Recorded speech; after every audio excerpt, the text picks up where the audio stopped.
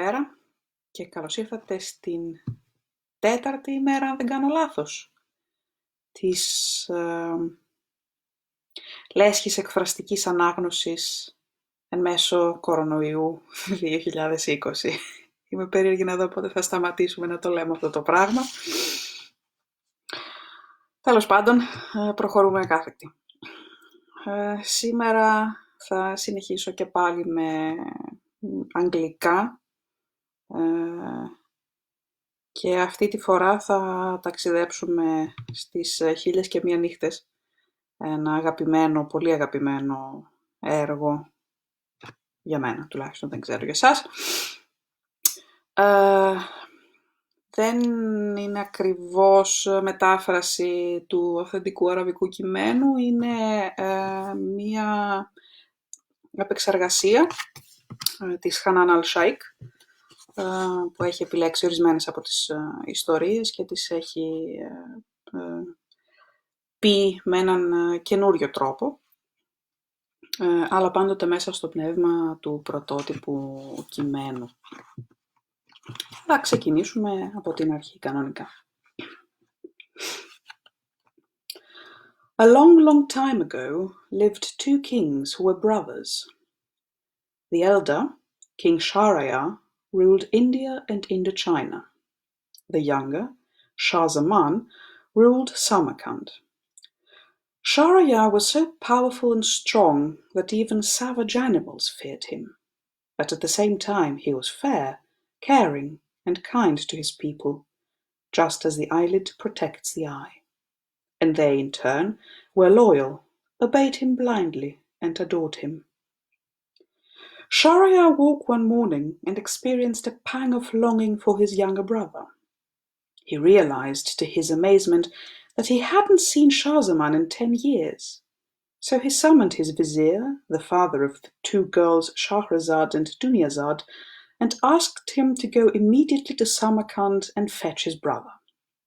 The vizier travelled for days and nights until he reached Samarkand and met King Shah Zaman, who welcomed him and slaughtered beasts in his honour, and he gave him the good news. King Shahrayar is sound and well. He needs only to see your face, and so he has sent me to ask that you visit him. Happy Shah Zaman embraced the vizier, replying that he too had missed his brother, and that he would prepare to leave at once. In no time everything was ready. Troops, horses and camels, and sheep to be slaughtered for food. Shah Zaman was filled with happiness and excitement, for he was going to see his brother, so he set out at once, not wanting to delay 1 minute longer as he heard the beat of the tambourine and the blowing of the trumpets. He rushed to his wife's quarters to bid her goodbye, but to his horror he found her lying in the arms of one of the kitchen boys.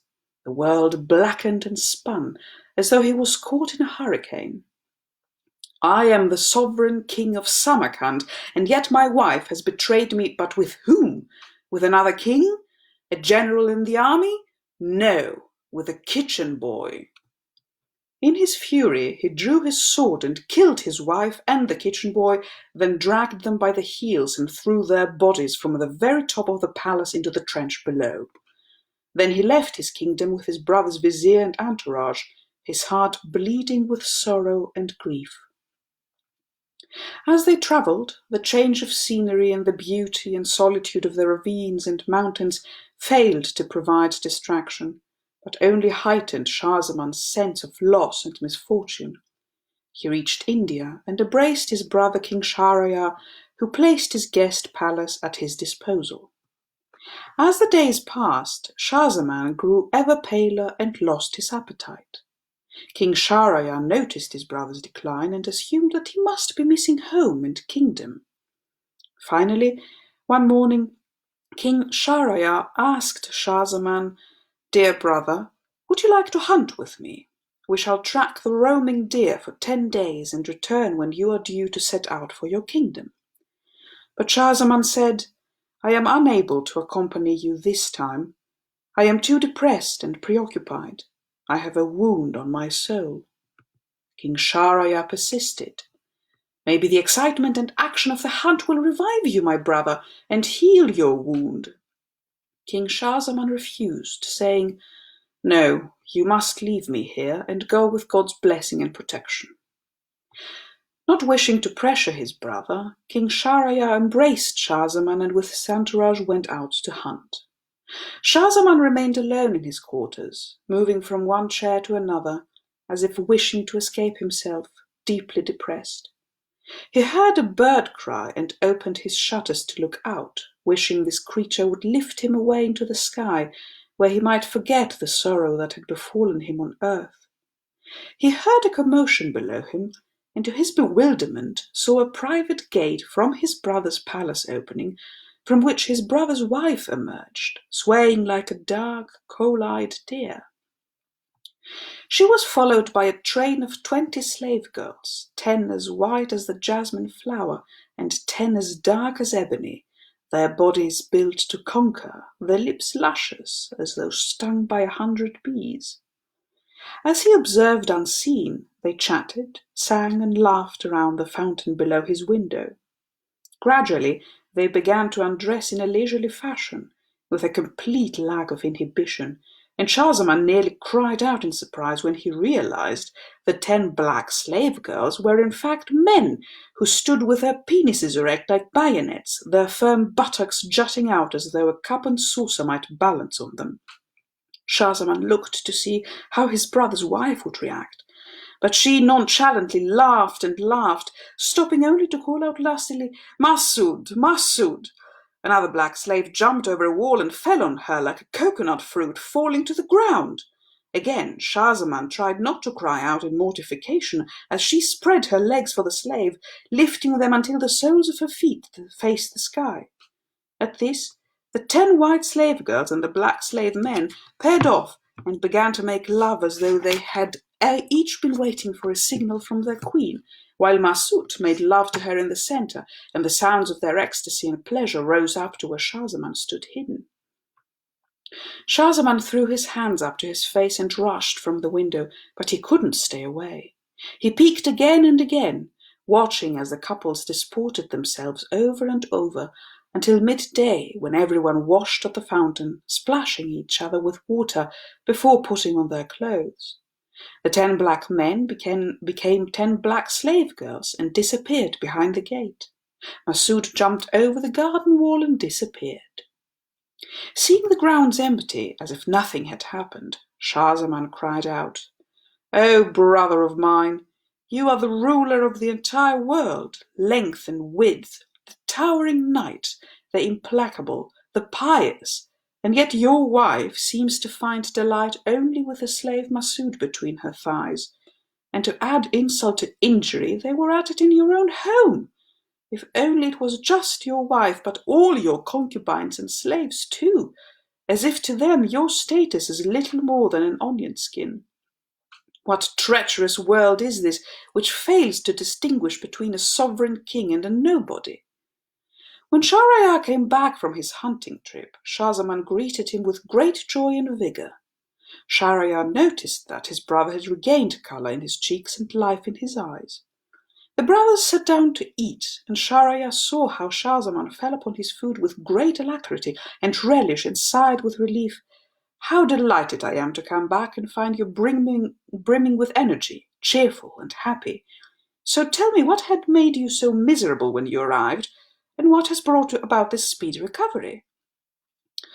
"I had a great wound to my soul, and my heart was set on fire, for I caught my wife in the arms of one of the kitchen boys in her quarters before I set out to come to you. My anger took control, and I avenged myself by slaying both of them and hurling their bodies in a trench like 2 dead cockroaches," Shah-Zaman answered. At this, Shahrayar exclaimed, "Shame, shame! I am filled with horror at this revelation of the deceit and wickedness of women. But how fortunate you were, my beloved brother, in killing your wife for betraying you, she who was the cause of your misery and malaise. She was a snake hiding in the grass, waiting to strike the hand which fed her. And how fortunate, too, that you killed this kitchen boy who dared to disrespect a king. Never have I heard of such a thing. Had I been in your place, I should have lost my mind, gone insane, and slaughtered with my own sword hundreds, thousands of women. Let us celebrate and praise God for saving you from this turmoil. But now you must explain to me how you have managed to rise above your calamity and sorrow. I beg you, my brother, in God's name, to forgive me for not answering this question, Schahzaman replied. But you must tell me. I am bewildered by the ease with which you overcame your grief in just 10 days, as if what you had suffered was but a minor injury when it takes centuries to recover from cuckoldry, said Shahrayar. My king, I fear that if I tell you, you will suffer greater devastation and desolation than my own, said Schahzaman. Shahrayar pressed him. How, brother, could that be? Now I must insist that I hear your explanation. I witnessed your misfortune with my own eyes, said Schahzaman. The day that you set out on the hunt, I looked out upon the garden to enjoy the beauty of your estate, and saw the palace gate open and your wife emerge with her 20 slave girls in train, 10 white and 10 black. As I watched, they disrobed, and the 10 black girls were men in disguise, and as I stood hidden, they fell upon one another and began to make love. Your wife called out the name Masood, and another black slave appeared, jumping over the wall and leaping upon your wife in your own garden. In my garden? Yes, beneath my window. They must all have thought that I had accompanied you on the hunt, and so, as I watched your own misfortune unfold, I told myself that my brother was king of all the world, and yet this had happened even to him. What he had suffered was far worse. I had been betrayed by my wife, but I alone knew of the indignity I had suffered, whereas my poor brother was betrayed even by his concubines, in broad daylight, and in his own palace garden. And so in no time at all I began to eat and drink again, and forgot my strife and sorrow. Shahrayar was overcome by fury, and there was murder in his eyes. I will not, I cannot believe one word of what I have heard until I have seen it with my own eyes, he stammered. When Schahzaman saw his brother's rage, he said, If you cannot believe in your misfortune unless you have witnessed it for yourself, why don't you announce that you intend to go on another hunting trip tomorrow? Then you and I will sneak back to my quarters in disguise under the cover of darkness, and you shall see for yourself everything that I have described. Shahrayar agreed with his brother's plan and ordered his vizier to arrange a hunting trip with his brother. The news of the journey spread through the palace like wildfire, and with a beat of tambourines, the blowing of trumpets, and great commotion, the hunting party departed. As they'd planned, the 2 kings snuck back, disguised, to Schahzaman's quarters. Shahrayar tossed and turned on his bed all night long, as if it was made of burning coals. When day broke, he lay listening to the chirp of birds and water tumbling from the fountain, which he heard each morning, and couldn't help thinking that his brother had hallucinated and imagined it all. But then he heard the gate open, and he hurried with Schahzaman to the window. Shahrayar's wife appeared, followed by 20 slave girls, 10 white, 10 black, exactly as Schahzaman had described. The entourage strolled in the garden under the trees and stopped beneath Schahzaman's window. As the 2 kings watched, they undressed, revealing the 10 black slave men who immediately paired up with the girls, embracing and kissing them.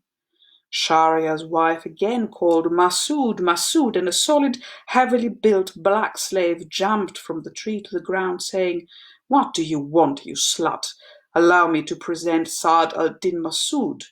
He pointed to his prick, and Shahrayar's wife giggled and fell on her back and opened her thighs, ready for him. As Masood began to make love to her, the 10 black slaves mounted the girls. Shahrayar almost cried out, like a lion fatally wounded by an arrow to the eye. Quick as a bolt of lightning, he reached the garden with his sword in his hand, thirsty for revenge. All of a sudden, the moans of pleasure and ecstasy in the garden became screams and yelps, piercing cries and wails, as Shahrayar cut off his wife's and Masood's head in one stroke. and then, like an insane gardener, he severed every other head and body as if he was chopping every stem in the garden, leaving the heads to fall and roll into the earth. Seeing that no head was left on its body, Shahrayar threw his sword onto the ground, took off his stained robe and walked with heavy steps until he reached a rock, sat on it and rested his head in his hands. The next day, Shahrayar stood at the heart of his palace and decreed a new law. I, Shahrayar, shall each night marry a virgin kissed only by her mother. I shall kill her the following morning, and thereby protect myself from the cunning and deceit of women, for there is not a single chaste woman on the face of this earth. Shahrayar sat upon his throne and ordered his vizier, the father of Shahrazad and Dunyazad, to find him a wife among the daughters of the princes of his land. As soon as the vizier found him a princess, Shahrayar spent the night with her, deflowered her, and then when dawn broke, ordered his vizier to put her to death. The vizier did as he was told. The next night he took the daughter of one of his army officers, slept with her, and sent her to her death the following morning. On the third night it was the turn of the daughter of a merchant. Soon many girls had perished, and their families mourned their losses amidst growing anger and stirrings of revolt, praying to the Creator who hears and answers prayers to strike King Shahrayar down with a fatal disease. But the bloodbath continued, night after night. Then one day Shahrazad, the elder daughter of the vizier, a woman of great intelligence and refinement, went to her father and said, in the presence of her younger sister Dunyazad, "Father, I want you to marry me to King Shahrayar, so that I may either succeed in saving the girls of the kingdom or perish and die like them." The vizier couldn't believe his ears. She was so wise, so intelligent, so learned, versed in the great texts of philosophy, medicine, literature, poetry, and history, and so delicate of bearing and graceful of manners. He said to her, "Foolish one, are you not aware that if I give you to the king, he will sleep with you for one night only, and then have me put you to death in the morning? And are you not aware that I shall have to carry out his wishes, since I am unable to disobey him?" But Shahrazad was not to be deterred. "Father, you must offer me to him, even if it will result in my death." The vizier sought to understand her motivation in order that he might discover how to change her mind. "What has possessed you that you wish to endanger your life in this way?" "You must give me to him, father," Shahrazad answered.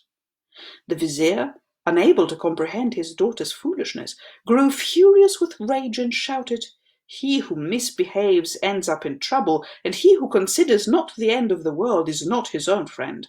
I am afraid that you will meet the same fate as that of the bird who encountered a group of apes." Shahrazad asked, "Father, tell me what happened to the bird and the group of apes." And so the vizier said, "A bunch of apes mistook a passing firefly for an ember. They threw wood on it and huffed and puffed, trying to ignite it. A bird tried to tell them it was a firefly, but the apes ignored the bird. A man who was passing said, 'Listen, bird, you cannot endeavour to bring into line something which has been forever wayward, or to enlighten those who cannot see, so listen to what I am telling you.' But the stubborn bird wouldn't give up until one of the apes smote the bird to ground, killing it." But Shahrazad said to her father, "Your tale will not change my mind, and if you do not take me to the king, I will go to him in secret myself, and tell him that you refused to give me to one such as him, and that you would begrudge your master one such as me." The vizier appealed to her one last time. "Must you really do this, my beloved daughter?" And Shahrazad answered, "Yes, father, it is final." The vizier said, "Always remember that I offer advice only out of love and compassion for you." "I know, my beloved father," she replied. So the agonized vizier forced himself to go before the king, who asked, "Have you brought me what I want?" The vizier kissed the ground before his sovereign and replied, "My daughter, Shahrazad." And the king, astonished and bewildered, said, "Vizier, But how, when you know more than anyone else what will be the fate of your daughter tomorrow morning, and that if you refuse to put her to death, I will, by God, the Creator of heaven, put you to death as well?" The vizier replied, "I tried to explain to her, but in vain. She is determined to come and be with you tonight." King Shahrayar, astonished but delighted, ordered his vizier, "Then go and prepare her and bring her to me early in the evening." The vizier went back to Shahrazad and asked her to ready herself. Then, leaving her, he said, "May God not deprive me of you." Shahrazad called to her younger sister Dunyazad, saying, "Beloved sister, listen to what I am telling you very carefully. I am going, as you know, to King Shahrayar tonight, and I plan to send for you. When the king has finished with me, I want you to plead with me and say, 'Sister, since you're not sleepy, tell us a story, so that we may pass the waking part of this night.' Then I shall tell you a tale in the hope that it will engage the king fully, keep me alive, and cease his actions, thereby saving both my own life and those of all the girls who remain in the kingdom." Soon afterwards, the vizier came to collect Shahrazad, saying to her once again before he departed, "I pray to God not to deprive me of you." Shahrazad was taken to Shahrayar's quarters, where the king led her at once in his enormous, terrible bed. He began to undo her dress, which had many tiny buttons. Shahrazad wept, and the king asked her, "Why are you crying, Shahrazad?" "I weep for my younger sister, Dunyazad, and so I should like to say farewell to her before daybreak." The king sent for Shahrazad's sister. Dunyazad hurried into the chamber, and the two girls embraced. Then Dunyazad climbed under the king's bed and waited while Shahrayar deflowered her older sister and satisfied himself. As the night wore on, Dunyazad cleared her throat and spoke into the silence. "Sister, tell us one of your lovely stories before I must bid you good-bye, for I do not know what will happen to you tomorrow." "If the king gives his permission," Shahrazad replied. Shahrayar, lying restless, waiting for dawn to break, welcomed the idea, saying, "Yes, go ahead." Shahrazad was overjoyed. She began, "It is said, O wise and happy king, that a very poor fisherman—"